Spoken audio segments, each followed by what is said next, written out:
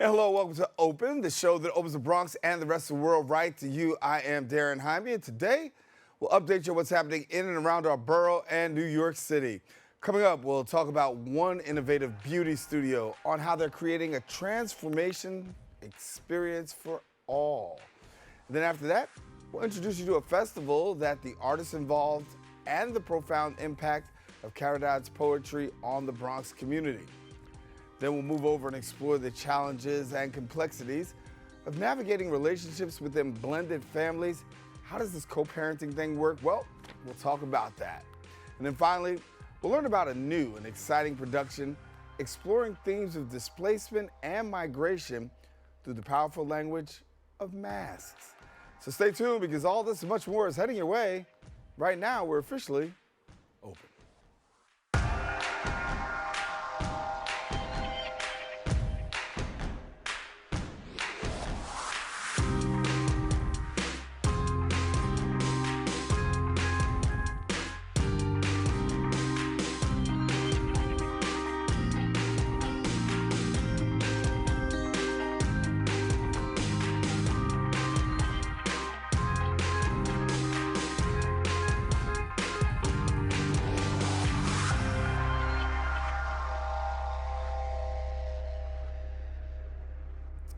And hello, everyone. I'm Daren Jaime, and you are now watching Open, a live program that brings the Bronx and New York City straight to you. We also want to welcome our viewers to the Manhattan Neighborhood Network, as Open is being broadcast simultaneously on MNN's channels. You can stay connected to us on all of our social media platforms at BronxNet TV. Well, some things have been going on through the past week. We'll take you through it with some Bronx updates.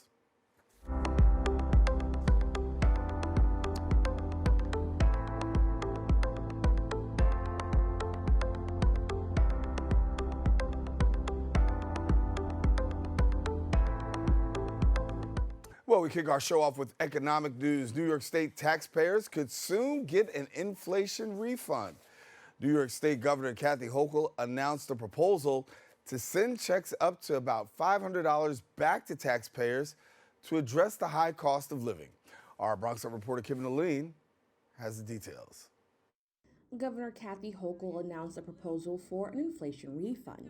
The proposal will give $300 to single taxpayers who make up to $150,000 per year and a payment of $500 for joint tax filers making up to $300,000 per year.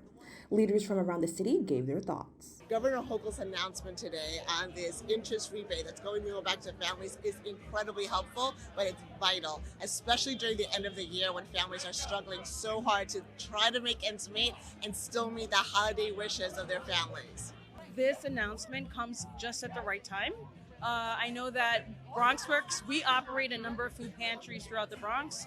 Everyone's feeling the squeeze, and certainly our families are no exceptions. Bronx Borough President Vanessa L. Gibson believes this proposal shows that government leaders understand the challenges faced by the average New Yorker. It's a recognition of the challenge that many families face each and every day. And it's also a reminder that as government, we are responsible about doing something. People are leaving our state, and let's acknowledge that. Families can no longer afford to do what they have done and live the way they have. And so we have to do something about it. This announcement is one of several proposals to help address the cost of living that will be unveiled as part of the governor's upcoming State of the State. Reporting for BronxNet, Kevin Aline. And thank you, Kevin. In other news, the New York City Hispanic Chamber of Commerce hosted its annual scholarship ceremony, recognizing some very outstanding youth leaders. The event awards scholarships to distinguished students who share personal stories about their climb to success, while attendees mingled with and also networked with one another. Our BronxNet reporter Chris Camilla has the story. The New York City Hispanic Chamber of Commerce hosts its annual Hispanic Business Award banquet and scholarship ceremony at Maestro's Caterers in the Bronx, honoring several successful students who advocate for economic development, higher education, and initiatives that empower the Hispanic community and beyond. Chamber President Nick Lugo says events like these are a great representation of those who don't only aim to empower themselves, but also their community. I'm ecstatic to see so many young people get a chance to continue their education and to become all of the people that they want to be.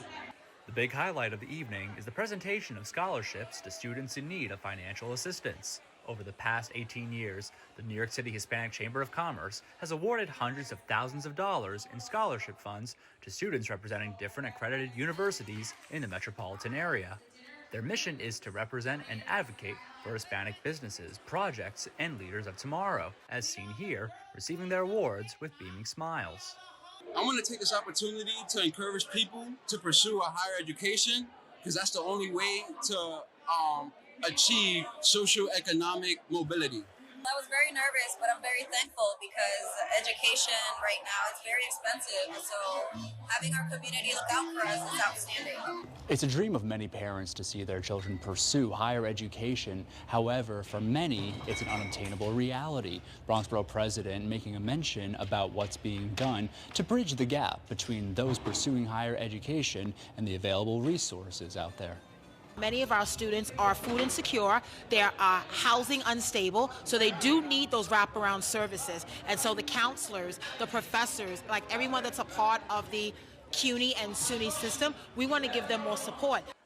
From the available resources presented today, recipients are already making plans for where to put their newfound scholarship funds.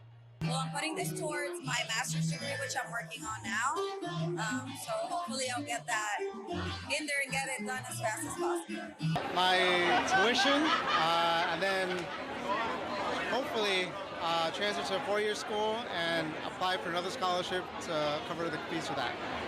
The event also offers sponsorships for businesses who partner with the Chamber, as well as the chance to network with local bright minds. Elected leaders and officials also in attendance, celebrating the awardees while engaging with local business representatives from the borough. On Bronxdale Avenue, Chris Cumella, reporting for BronxNet Community Television. And thank you, Chris. That's all the time we have for our Bronx updates. We are taking a quick break, but guess what? We got more open when we return. 19.7% of Bronxites currently experience food insecurity. Meanwhile, instead of these nice, colorful foods, this is the best food that they have access to. If this sounds like you, there are a bunch of resources to get healthy food for free or cheap. If you want to help, you might consider donating or volunteering in one of these places. Community fridges like this one are all over the city and allow New Yorkers to conveniently donate extra food to people who might need it. Go to this link and find your nearest one. Food banks and pop-up events like these provide millions of healthy meals to families in need. These organizations are distributing meals to Bronxites as we speak and are always accepting donations and volunteers.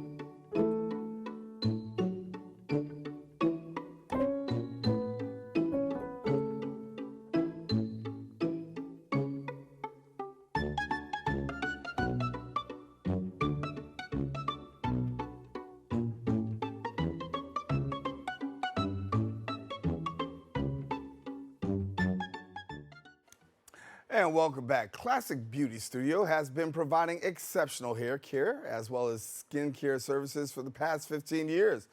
Now this Black-owned, family-run salon chain provides, and I should say prides itself on offering a luxury experience with a focus on health, wellness, and inclusivity for people of color. And joining us now is the co-owner of Classic Beauty Studio, Kadeisha Placide. Thank you so much, Kadeisha, for being with us. Thank you. Good morning, Daren. How are you? I am doing good, doing good. And when we talk about this, obviously, part of the reason why we got you right here is because having this conversation about not just a beauty studio, right, but then a whole lot more. And there's a whole scope to this. So let's talk about it. For sure. I'm excited to be here. Thanks. So as we talk a little bit about your studio, as I say, it's more than a studio. So I'll let you take it away. Sure. So Classic Beauty Studio, this is our second location. So our first location was started in 2006. It started off with my parents, who's also in the beauty field as well, Karen and Damien. So from 2006 to 2018, we actually just had one location. And in 2018, we decided to come over to Classic Beauty Studio, which is in the heart of Bed-Stuy, Brooklyn. So for the past 7 years, we have been catering to our community, and we have been providing not only beauty experiences, but also experiences centered around health and wellness as well. So that is our point of difference, and that's what makes us unique compared to the traditional salon experience, is that we not only cater to how our community and how our clients look, but also how they feel when they leave out of the salon.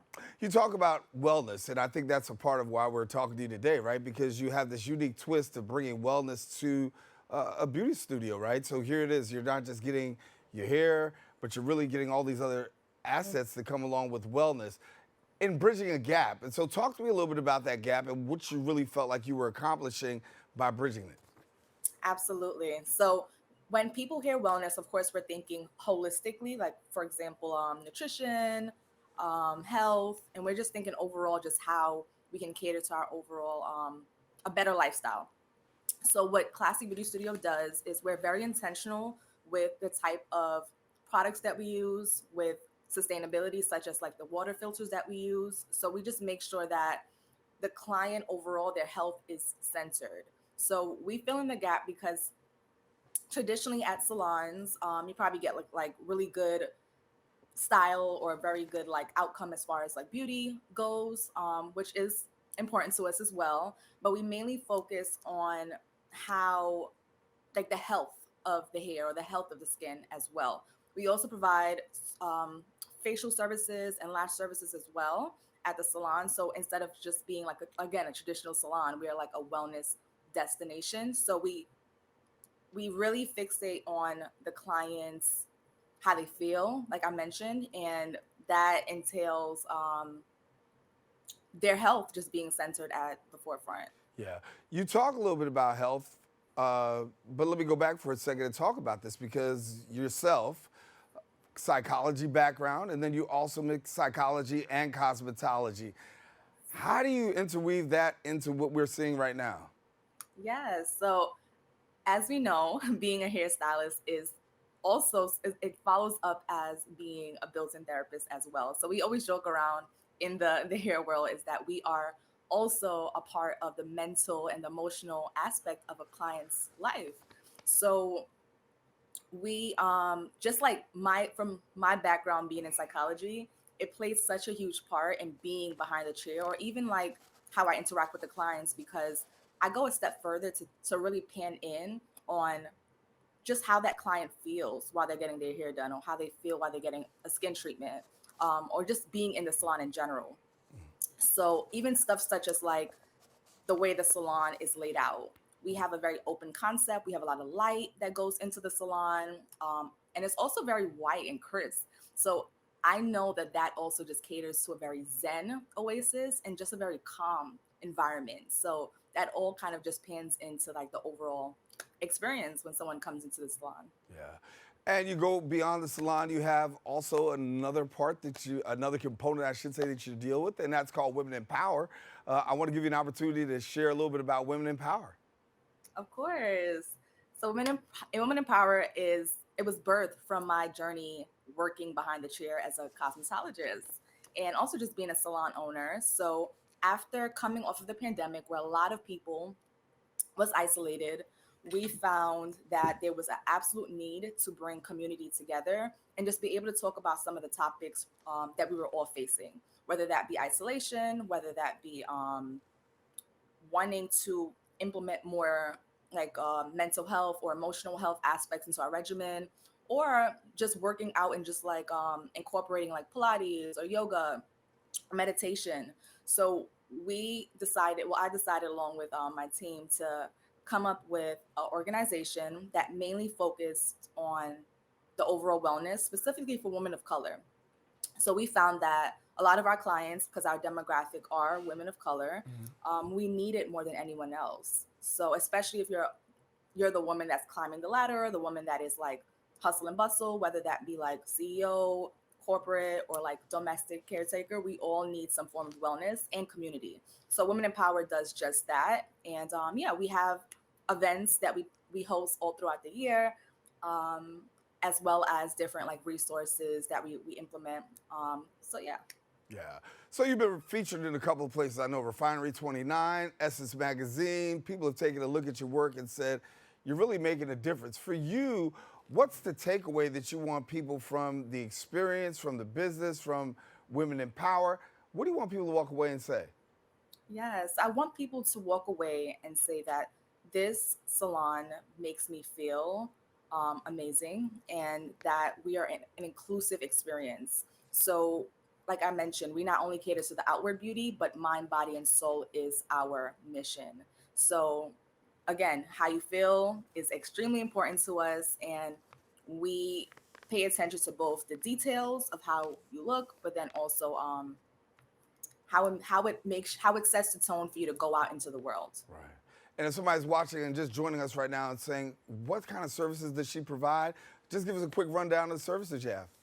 Absolutely. So we provide natural services. Like I mentioned, our clients are mainly women of color. So that looks like silk presses, wash and goes. We do extensions. We do hair braiding. So we actually offer a multitude of different hair services. So we're pretty much full service.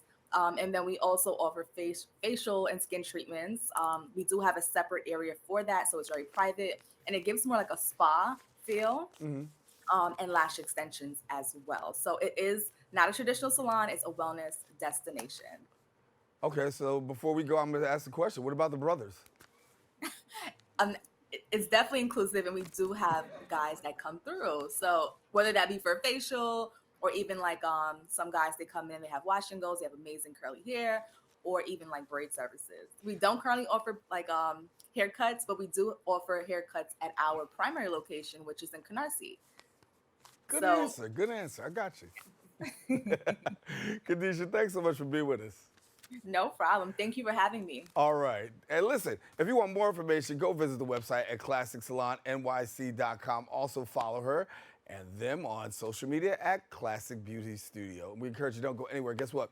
We do have more open coming up right after this. Hey, creative family. My name is Timothy Coleman, and I'm the Director of Education here at BronxNet. And I'm standing in BronxNet's Media and Technology Studios in the South Bronx, because I want to let you know about an amazing program that we're bringing back that highlights the creativity of community members just like you. Emerging Media Makers is a show that introduces you to BronxNet's certified producers. They've taken a step in their creative journey by enrolling in BronxNet's media training classes. On this show, you'll get to see the many ways that our certified producers have created a space that's all their own. Emerging Media Makers, your passion lives here.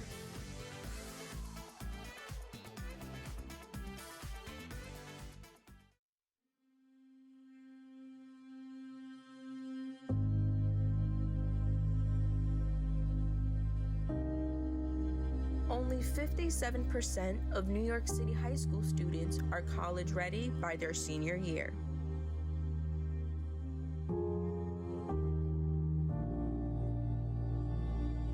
"55% of high school graduates either have no plans to attend college or are uncertain that they will ever attend.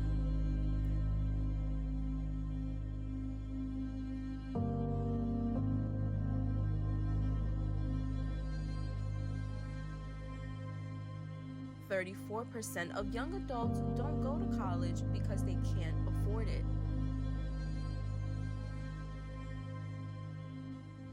Discover what's possible. BronxNet's education programs, internships, and opportunities help engage and inspire Bronx youth and beyond to pursue their passions. Be a part of the BronxNet family. Whether you're interested in our shows, joining a class, or donating to support our mission, visit BronxNet.org to learn more. And we are back as we kick off 2025. Harlem 9 partners once again with Progronis PRTT for the 6th time, celebrating the Bronx's healing power through the poetry of a distinguished voice of the community.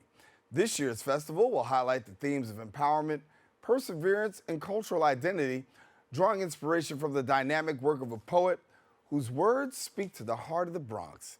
Here now is Harlem's Nine's producers, Spencer Scott Barros. Then we've got Garlia Cornelia Jones, and then actor in 48 Hours L Bronx, Arisael Rivera. And thank you so much for joining us. Thank you. Thank you. Thank you. Beautiful festival coming up. Yes. Excited? Yes. So there's about 18. Break down the numbers for me. Okay, so we have 6 directors, 6 playwrights, 8 teen actors. They all come together on our first night. They form 6 companies of 3 actors, a playwright, and a director. The playwrights write a new play that evening. Right. They rehearse it on Saturday, and we perform 1 to 2 shows on Sunday. Right. So it's over in 48 hours, and we're all very exhausted. I would say it's a long 48 hours. It's a lot because everything happens in that time. Yeah. So. Spencer, give me a little bit about this here, because when we talk about this festival, it's a lot that happens in a small amount of time, right? But then again, it's also quite impactful. Oh, yeah. Give me a little bit about the impact that you feel it's making. You know, we're uplifting underrepresented voices. Right. So Harlem 9 started to uplift black voices in Harlem, but we always wanted to expand and, you know, have a bigger reach. And when we connected with Jorge and Pregones, it was a great opportunity to uplift Latin voices, Latino, Latina voices. And we just feel like we're giving exposure to artists who don't always get that exposure. The whole reason Harlem 9 started or began was because there was so little funding and everybody was fighting for the same pool of money. And we thought maybe we can combine together as producers and come up with an idea that allows us to get some things happening, but that small pool of money goes into one spot. That's how Harlem 9 began, and now we're doing it with Pregones, and actually we did it with a public theater in Detroit. We just premiered with the Arts Council of Baton Rouge. Yeah. So we're out there expanding our range, and we're hoping to do this all over the world and empower. But the thing about it is we empower the local communities. Right. So it's local writers, local actors, local directors, and local businesses that we help support while we're bringing the festival. Arisael, talk to me about that fusion, right? Because here you are, you guys are working together, and it's an opportunity, as we said, to talk about underrepresented voices, and then an opportunity to really collaborate. Yeah. And that is something that doesn't always happen. Yeah, no, absolutely. I think that I've been able to do it the entire time. So I've been doing it every festival I've been a part of. So I feel like now I'm like, we're family, right? Right. But it was so great. Because I also felt like for a while, like as a Latino actor, I was trying to figure out like where do I fit, where do I go? And honestly, this festival has allowed me to meet so many of the people that are in my community. Bronx, like literally Bronx local artists who are like writers and directors and playwrights, and and it's just been so cool to like be able to work with all of them and to have just that love from the community, right, from Harlem 9, connecting with with the Latinos and Pregones has just been incredible. I mean, I think it's just been pure love. So Can I just add something? Because Arisael is one of the only people who's done all of the festivals, and he's portrayed such a range of characters. I mean, things that he may not normally get an opportunity to play. Right. He gets to explore that in the festival, which is great. Yeah. And the festival also has some of the, in the last segment we talked about wellness, right? And so there's also this wellness component too that's tied to the work that you're doing. Share with us about that. Do you want to talk to that? Well, each festival, whether in Harlem, Detroit, El Bronx, has a theme, and so this year's theme is from the poetry of Kadeisha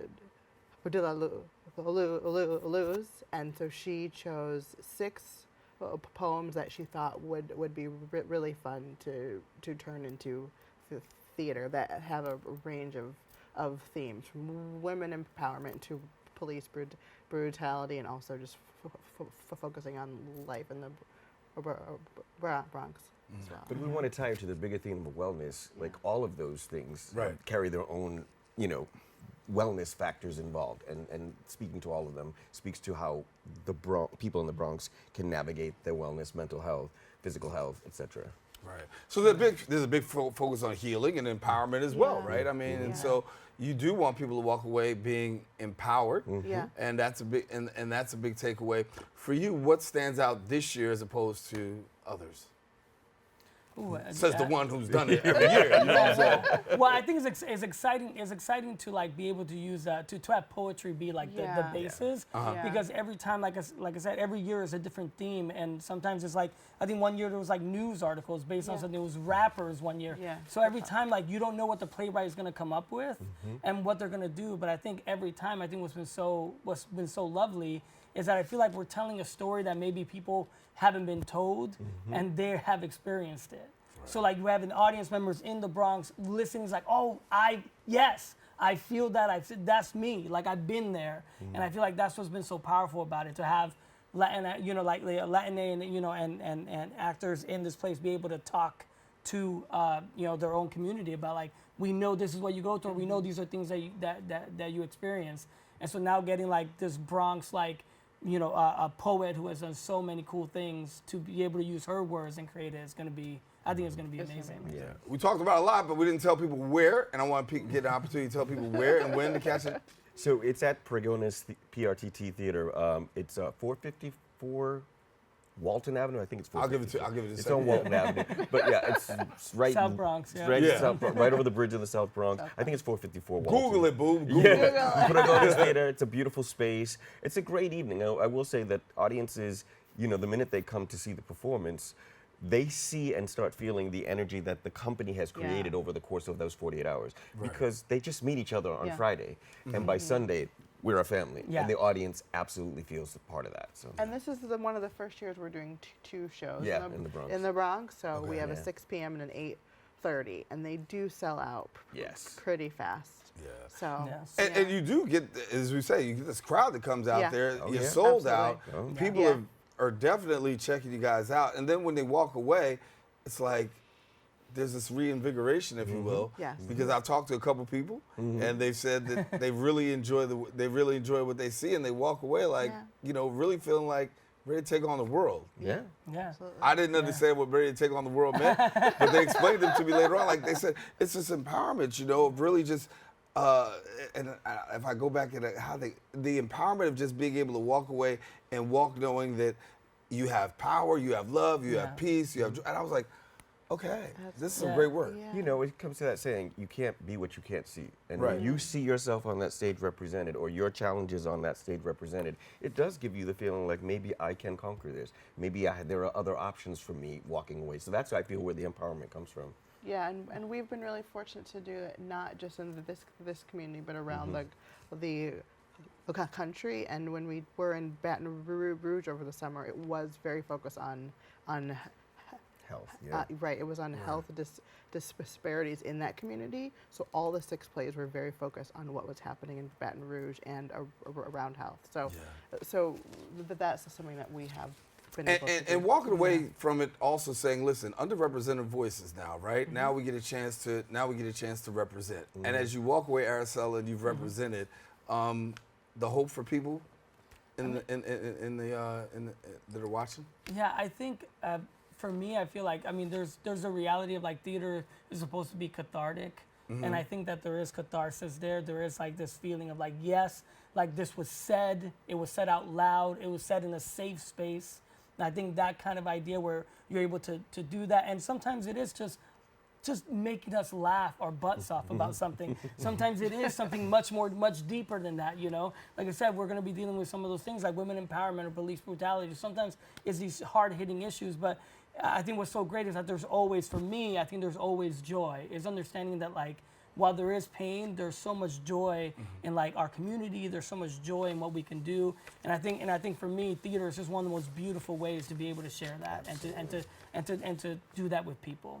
Well, I want to thank you all for coming and sharing. I think it's going to be great for people to have an opportunity to check out it. As you see, the producers of Harlem 9, and then Arisael, who's an actor in 48 Hours, NL Bronx. We want you to make sure to check it out. Thank y'all for coming and being with us. Thank you so much. At the festival. Yeah, I'm gonna try to press my way. I'm not gonna lie on TV and be like, hey, he didn't show up. I'm gonna try my best. How about that? All right, now, for those who want more information about the event, the performance will take place on Sunday, February. I already know I'm not gonna beat it out. Sunday, February 9th at 6 p.m. at 8:30 at Pagoda's PRTT, located at 575 Walton Avenue in the Bronx. You know that is Super Bowl Sunday. I'm not gonna sit down and get you go. Right, for more information, you can visit the website. Listen, I need you to check this out, all right? At harlem9.org. Encourage you, please don't go anywhere. We'll be back with more Open right after this.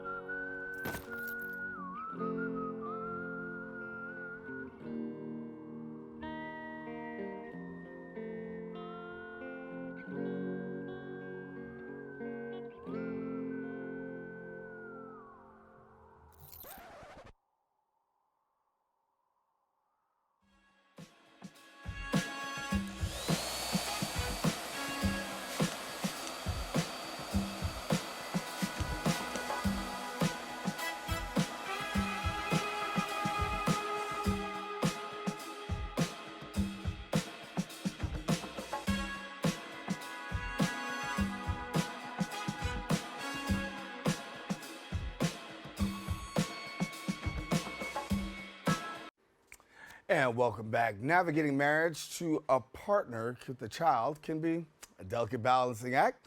That's where marrying a parent steps in. They offer resources and support for step-parents and those embracing blended family dynamics. And joining me now is the founder of Marrying a Parent, Erica Grace, and thank you so much. Thank you.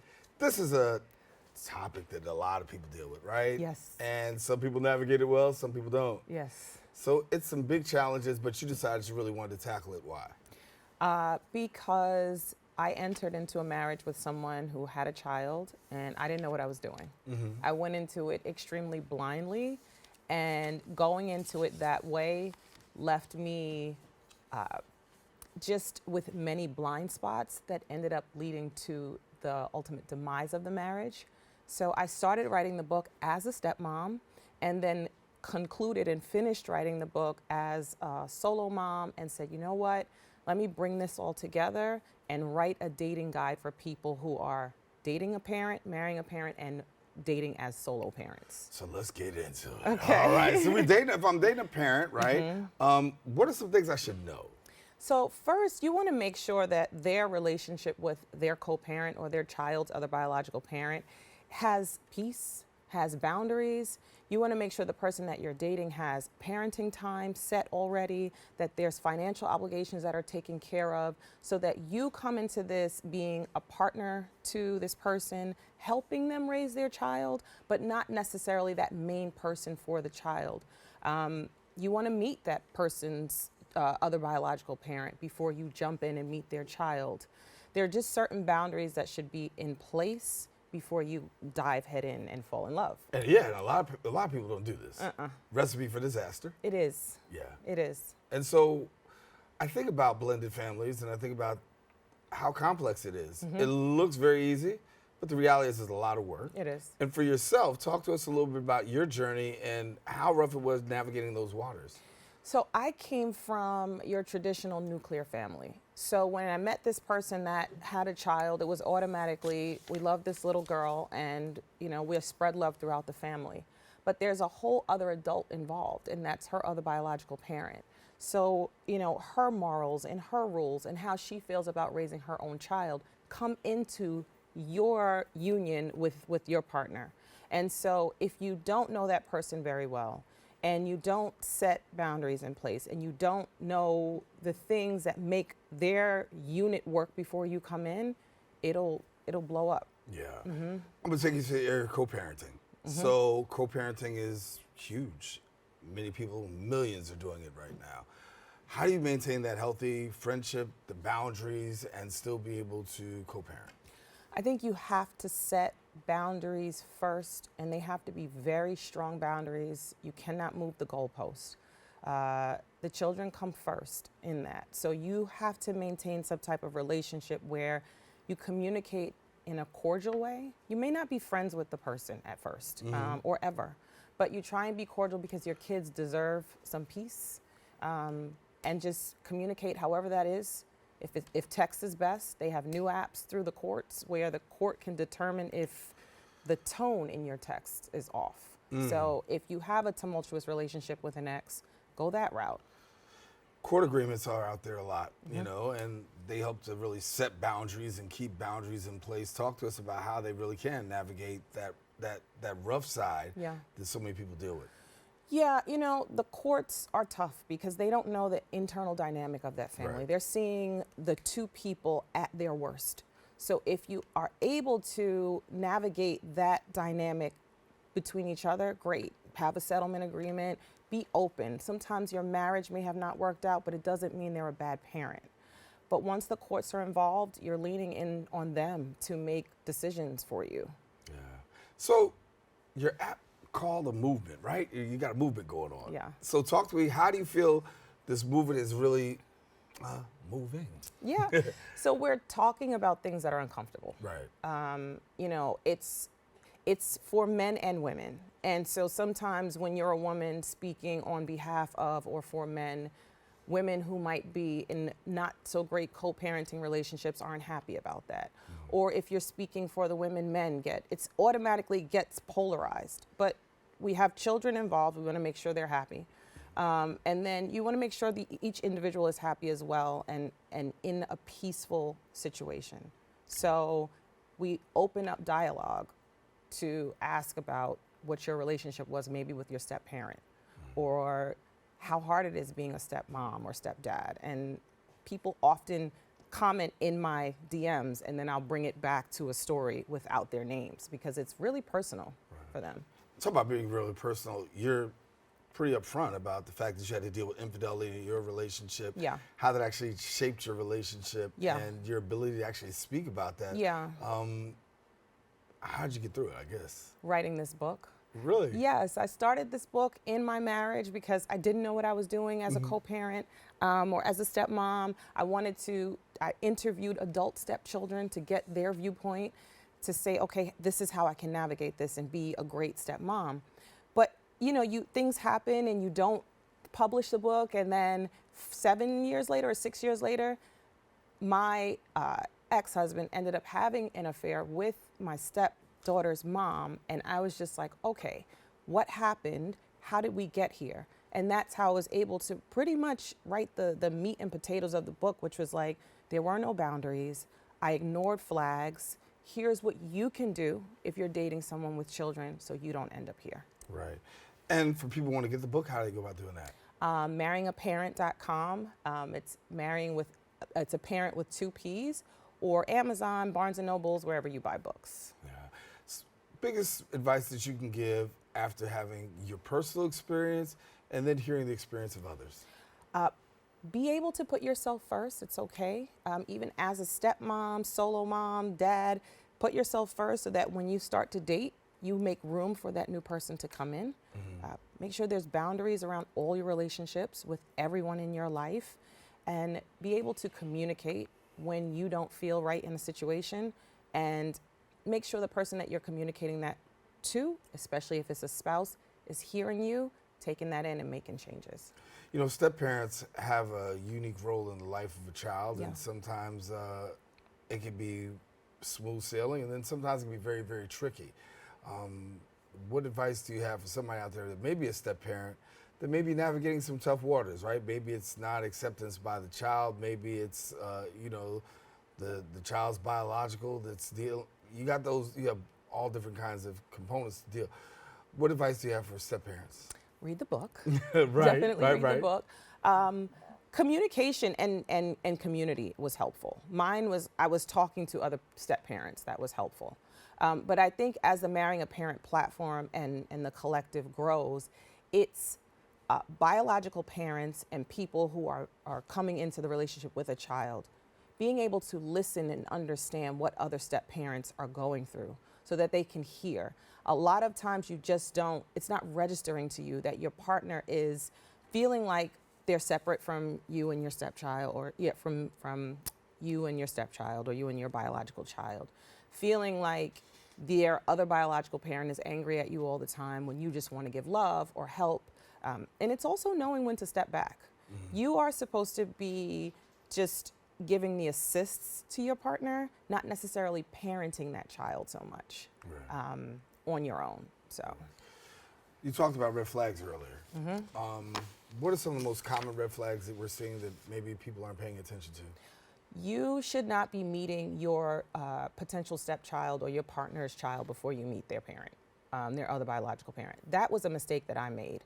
I think if you meet that other biological parent before you get very engulfed in this relationship, you'll understand the dynamics of how that relationship works. Now, of course, there's caveats. If the child's parent is not around, incarcerated maybe, passed away, or never raised a child, this doesn't apply to you. But if you are dating someone, in my case, that was, the child was with the custodial parent, which was the mom, that was a red flag. If the person is introducing too many people to their kid, if they don't have parenting time, or if when they do have parenting time and it's every other weekend, they're spending that time with you and someone else is watching their child. Mm-hmm.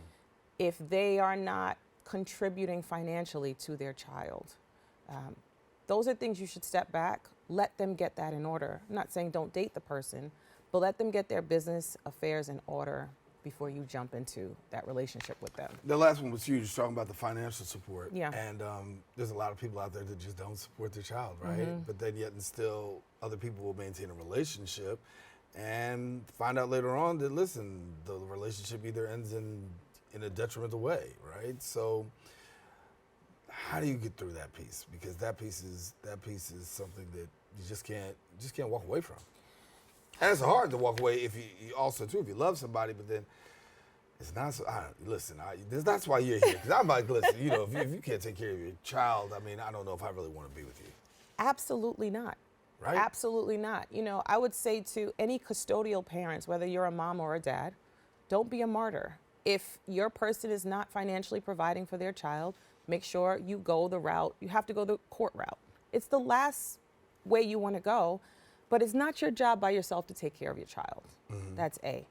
For any single person coming into a relationship with someone who has a child, you should not be dating someone who's not taking care of children they already have, especially if you think that this is going to be someone you want to marry and have children with. Because what they're doing in that relationship will come into yours. So you shouldn't be on these, you know, hot dates and spending money and flights and all of this if the children aren't taken care of. That's just something that you do not want to walk into. And it's the uncomfortable question that you should ask in the dating stage. And it's okay to ask those uncomfortable questions. And you got to find out more information in the book. Yes. How to get the book? Again, marryingaparent.com. I remember when I first started dating this person or got married, I said, marriage isn't as a parent when marrying a parent. So it's 2 P's, marryingaparent.com. Mm-hmm. The book is on Amazon and wherever you buy books, Barnes & Nobles, your local bookstores, it's there. You buy it, they got it. All right. Thank you so much, Erica, for being with us. Yes. All righty. Listen, now, if you want more information, go ahead and visit the website, marryingaparent.com. Of course, follow them on Instagram and Twitter at marryingaparent. We encourage you don't go anywhere. We got more Open coming up right after this.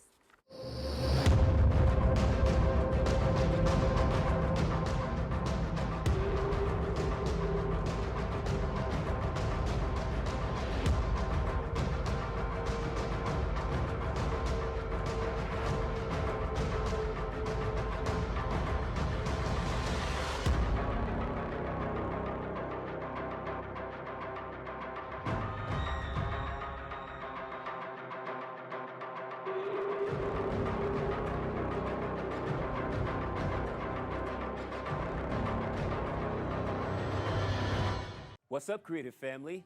Discover your voice with BronxNet Community Media classes. Are you ready to bring your ideas to life? At BronxNet, we offer television production classes for community members ages 18 and over, empowering you to share your vision with the world. Get certified in field production, in-studio production, and our new exciting addition, podcast production. Once certified, you can create your own show to air on one of our 6 TV channels. It all starts with our free Unleash Your Ideas Masterclass, designed to help you plan your show idea and set you up for success on your production journey. This class is offered at the beginning of each month for your convenience. Our dedicated BronxNet team is here to support, encourage, and uplift you every step of the way. Join us and become a part of the creative force that engages and inspires the Bronx community and beyond. Sign up today and start your media journey with BronxNet. Visit bronxnet.org/education to learn more and register. Let's create something amazing together.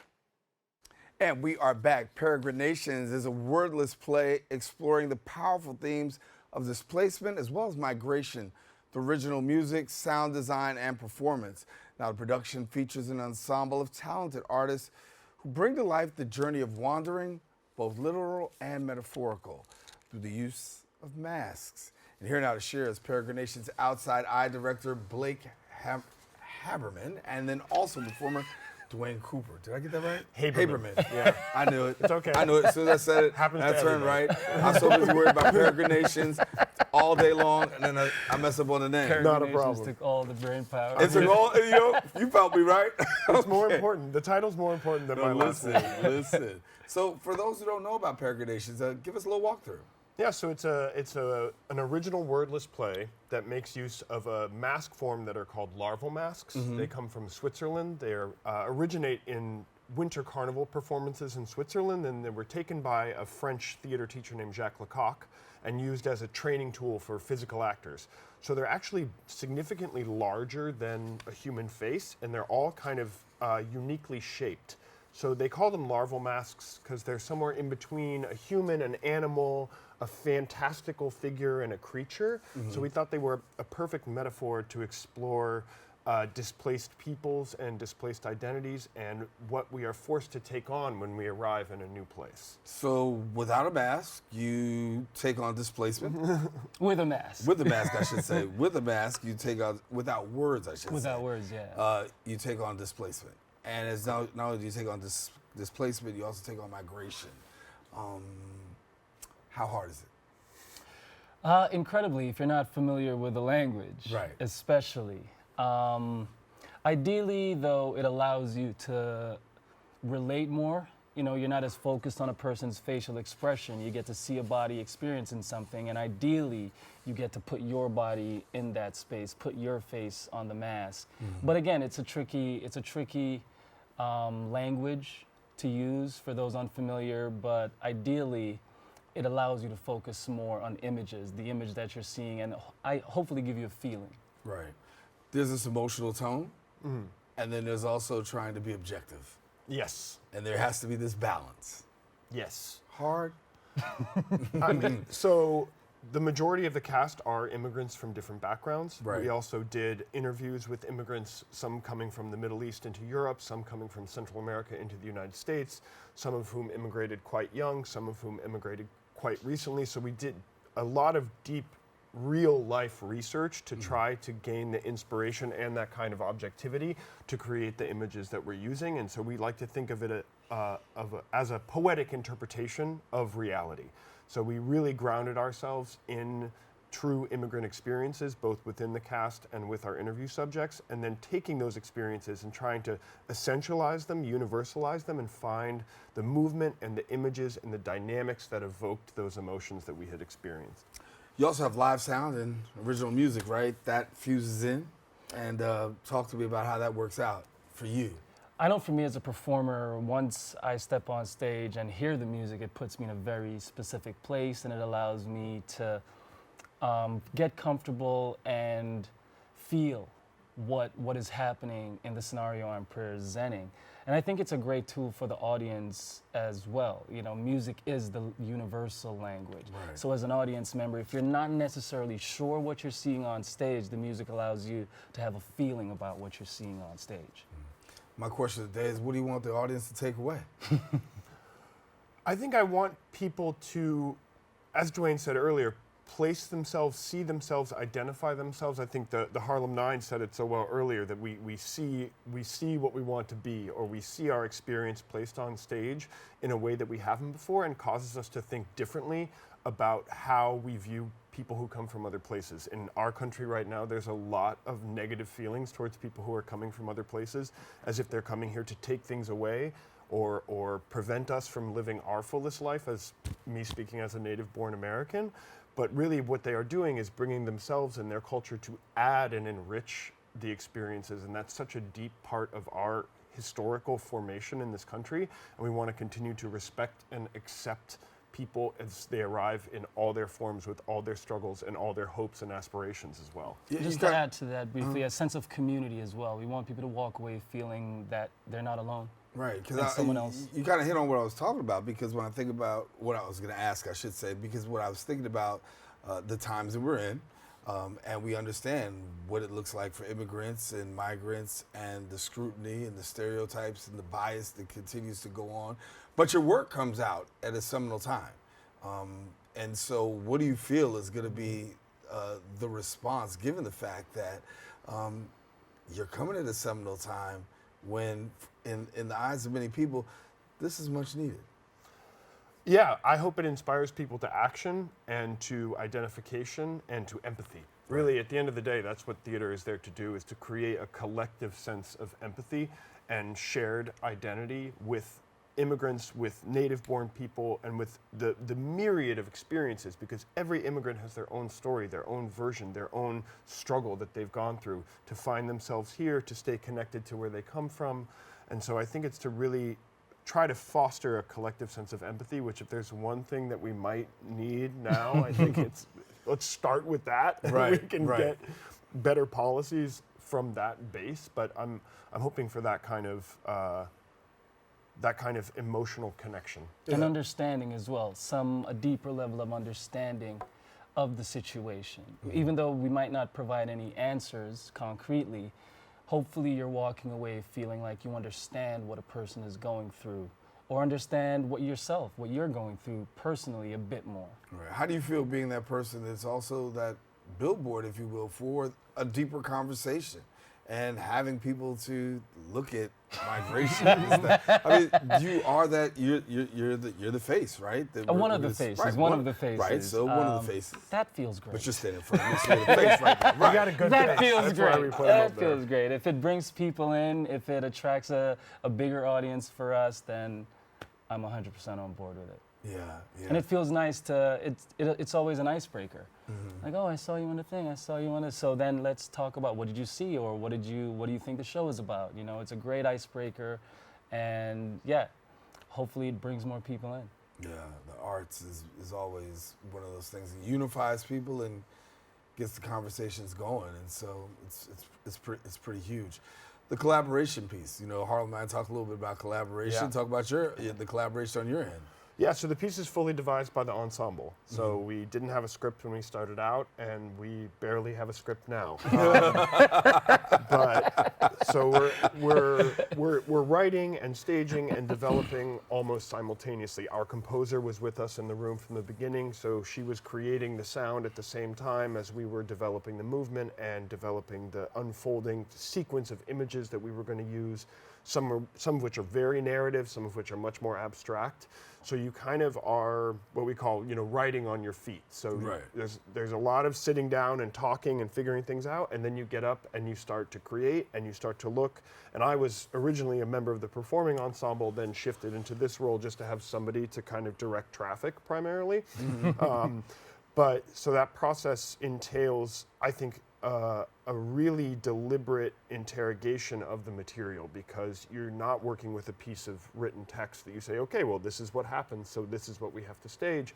You say, well, anything can happen, so this could go here, and you have to really consider how things or how you imagine things are going to impact the audience and what you want to put at the forefront, what you want to put in the background, what you want to draw focus to at different moments. And so it's a much more liberating, but much more work. Replete with struggle, we'll say, and emotion and passion way of working. But I come from a physical theater background that focuses on ensemble created work. So we think that a bunch of voices in the room can be a little more chaotic, but what comes out of that is sort of a whole that's greater than the sum of its parts. Okay, before we go, I gotta get my struggle out. I looked here and I knew your name. I messed that up right. Then I go on and I look and I see he's the outside eye director. Now, I mean, I've been doing journalism for a while, a long time. Don't want to tell you how long I've been doing it, but I never heard of an outside eye director. So can you tell me what exactly does the outside eye director do?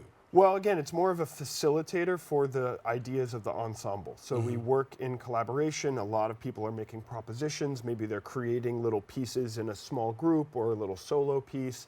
And then I'm kind of there to look at things in relation to each other, try to put them in sequence, put them in a kind of constellation of images. And it's also, with these masks in particular, they have their own reality, which is it's very difficult for the actors to actually see anything when they're wearing them. They're Duane is laughing. Yeah, I know all about that. You're basically blind. So unlike actors, we make a lot of use of our peripheral vision, of our body awareness to align ourselves in relation to the stage, to the audience, to the other people who we're working with. But with these on, you know, you're basically like this. So it's harder for them to see themselves in relation to the rest of the stage and to the image, and literally to not bump into things. So that's what they put me there for, is prevent people from bumping into things. That's about it. That's what the outside eye director I'm very humble. You need a second eye. Yeah, you need a second. You need an outside eye. I kind of figured, I just want to make sure I was right in the ballpark. Yeah, it's a slightly more collaborative role, or significantly more collaborative role than what you would call a traditional theatrical director, as we don't have a playwright. So I'm sort of trying to act as a playwright and act as that sort of more global, more expansive view of the full stage image, while the actors and the ensemble are still generating the material. Thank you so much for being with us. Listen, absolute it's pleasure. been great. Congratulations. Thank you. Keep up the great work. Thank you. All righty. Listen, now, if you want more information, visit the website at thetanknyc.org. Tell people dates. There will be 4 performances remaining, the 23rd through the 26th of January at the Tank. All right, at the Tank. You got the dates now. Listen. So, gotta let you know we're coming to the end of the show today. Gotta thank all of our guests for joining us. Most of all, you, the viewer, for tuning in. Now, if you missed any part of today's show, get the recable cast on Optimus Channel 67. Verizon Files, that's Channel 2133, or watch us anytime on the web at BronxNet.org. And, of course, you can catch a brand new episode of Open with my girl, Rita Valentine. She comes back on Friday. Miss Cafe con Leche is what she wants to let you know. And you make sure you check her out. All right, this wraps up this episode for us. I am Daren Jaime. Say, make sure you keep this channel wide open. We say take care, God bless, and guess what? We'll see you next time here on Open.